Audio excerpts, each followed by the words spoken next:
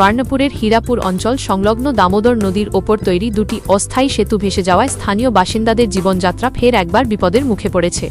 এটি কোনো নতুন ঘটনা নয়। প্রতি বছর বর্ষা আসার সাথে সাথেই একই আশঙ্কাজনক ঘটনার পুনরাবৃত্তি ঘটে।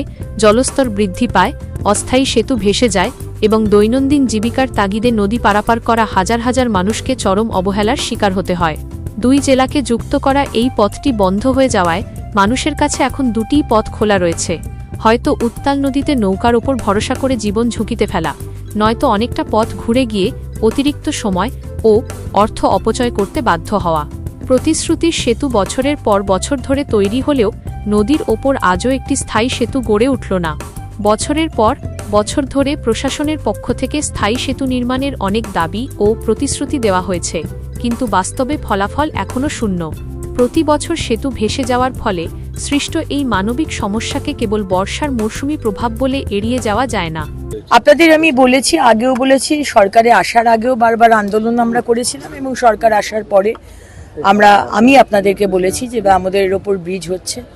আমি নিজে সম্মানীয় আমাদের চিফ সেক্রেটারি সাহেবকে চিঠি পাঠিয়েছি। উনি পুরো বিষয়টা দেখে বাজেট করা, ডিপিআর করা, এই সব কিছু অলরেডি ফিজিবিলিটি হয়ে গেছে।